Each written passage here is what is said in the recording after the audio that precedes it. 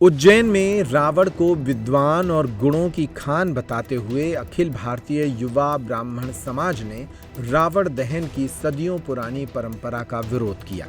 संगठन ने इस प्रथा को पूरी तरह से बंद करने की मांग भी की।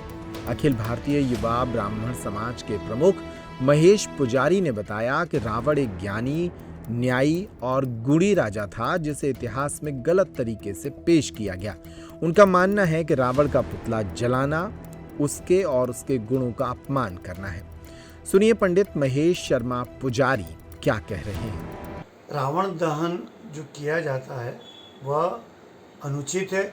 देश में इसको राजनीतिक तौर पर या मनोरंजन तौर पर किया जाता है, इसका हम विरोध करते हैं।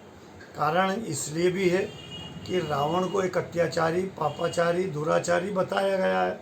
हम देश की जनता से पूछना चाहते हैं कि ऐसे उसने पाप क्या किए और ऐसे दुराचार क्या किया। एक विद्वान और बलवान व्यक्ति जिसका कि जब वो पृथ्वी पे चलता था तो पृथ्वी भी डोलती थी उसके विद्वता से, उसके बल से, उसके कई ग्रंथ लिखने से और शिव भक्ति से जब पृथ्वी भी डोलती थी तो उस आदमी का ऐसा कौन सा अत्याचार है। एक और बात कि सीता हरण करने से अत्याचारी कैसे हो गया। उसने अपना एक फर्ज निभाया। जो उसकी बहन थी शूर्पणखा जो बहन थी उसकी नासिका और कान को एक क्षत्रिय, हमारे जो अवतार रूप में हुए राम और लक्ष्मण, राम जी के छोटे भाई ने जो क्षत्रिय थे वो हमेशा उन्होंने कमज़ोर, निर्बल और ब्राह्मण महिलाओं की रक्षा की। लेकिन उन्होंने एक ब्राह्मण की कन्या के नाक और कान काटे। तो एक बलवान भाई था, यदि उसकी बहन के साथ ऐसा अत्याचार हुआ था तो उसके बदले के विषय में उसने ऐसा कोई कृत्य किया तो वो कैसे दुराचार में कहलाएगा। एक और बात कि जब धोबी इतना कह दे कि सीता साल भर रावण के आई और रख ली, मैं राम थोड़ी हूँ अपनी पत्नी के विषय में, और भगवान को पुनः सीता को वनवास भेजना पड़ा, तो धोबी भी इतना अत्याचारी है जिसने सीता के साथ में अन्याय किया। तो ये लोगों के भी या तो पुतले क्यों नहीं जले, इनके ऊपर इनकी बुराई क्यों नहीं हुई देश में, केवल रावण की बुराई क्यों, रावण दहन क्यों।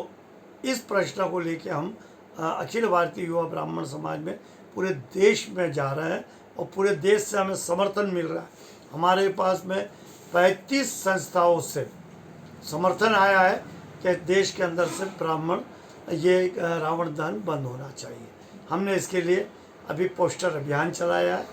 फिर और भी जो आंदोलन के तरीके होते हैं उस तरीके से हम जन चेतना लाना चाहते हैं। अरे ऐसे ऐसे दुराचारी हैं जिन्होंने बच्चियों के साथ में ऐसे दुराचार किए। अरे पुतला यदि दहन करना है तो दिल्ली के अंदर निर्भया कांड हुआ था, निर्भया कांड के लोगों के पुतले दहन कराओ ना। और भी है, हमारे शहर में ऐसे कांड हुए होंगे जो दुराचारी है, उनके पुतले जलाओ। रावण का तो इतिहास बहुत पुराना हो चुका है, इसे बंद करना चाहिए। देखिए, भगवान राम भी ये जानते थे कि रावण जैसा विद्वान इस पृथ्वी पे नहीं है।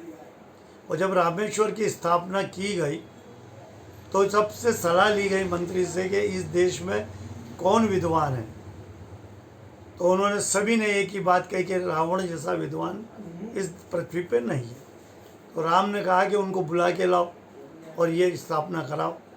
तो रावण जैसा महान आदमी जजमान के आग्रह पर अपनी दुश्मनी को भूलकर और रामेश्वर की स्थापना के लिए आए और रामेश्वर की स्थापना की।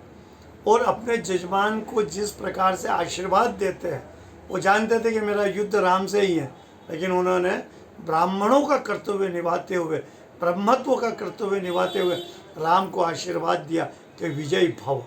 जो आदमी इतना विद्वान हो सकता है अपने दुश्मन को भी विजयी भव का आशीर्वाद दे सकता है, वो कभी दुराचारी नहीं हो सकता।